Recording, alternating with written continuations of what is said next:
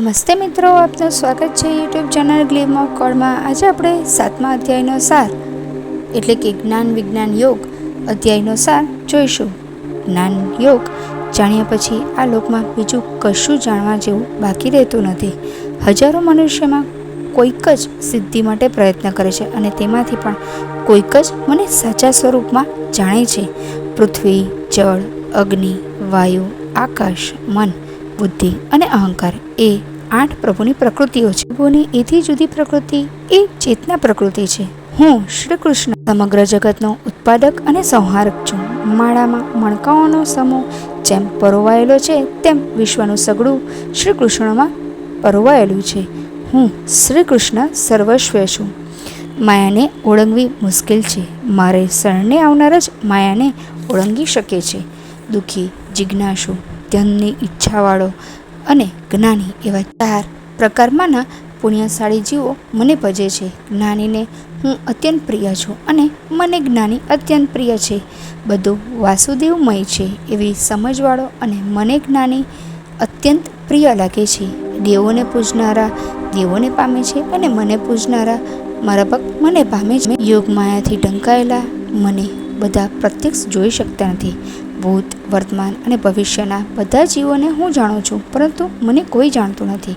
રાગ દ્વેષને લીધે સર્વ જીવો સૃષ્ટિમાં અત્યંત મોહ પામે છે। જેઓનો મોહ છૂટી જાય છે તેઓ દ્રઢ વ્રતવાળા બની મને ભજે છે।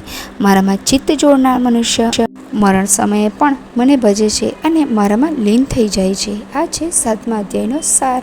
હવે આપણે જોઈએ 8મા અધ્યાયના પાઠનું ફળ એટલે કે તેનું મહાત્મય। શ્રી ભગવાને પાર્વતીને કહ્યું, હે દેવી, હવે તમે સાવધાન થઈને ગીતાજીના 8મા અધ્યાયનું મહાત્મય સાંભળો। એ સાંભળવાથી લોકોના મહાન પાપો નાશ પામે છે। દક્ષિણમાં આમંદકપુર નામની નગરી છે। એ નગરીમાં ભવાની સબના નામનો બ્રાહ્મણ રહેતો હતો। તેનું અધપતન થયું હતું। તે દુરાચારી બન્યો હતો।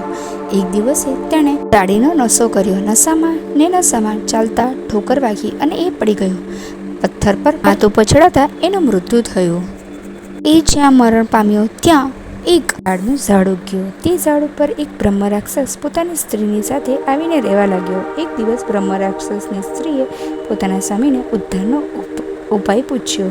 બ્રહ્મ રાક્ષસે તેને કહ્યું, ગીતાજીના 8મા અધ્યાયનો પાઠ કરનારનો ઉદ્ધાર થઈ શકે છે।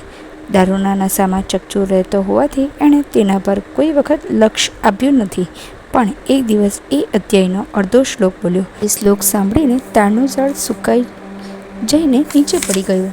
એ ઝાડની યોનિમાંથી છૂટેલો ભવાની સરમાં બીજા જન્મમાં બ્રાહ્મણ થયો અને ગીતાજીના 8મા અધ્યાયનો પાઠ કરી વિષ્ણુલોક ગયો। પેલો બ્રહ્મ રાક્ષસ તેની પત્ની પણ રાક્ષસની યોનિમાંથી છૂટીને વૈકુંઠને પામ્યા।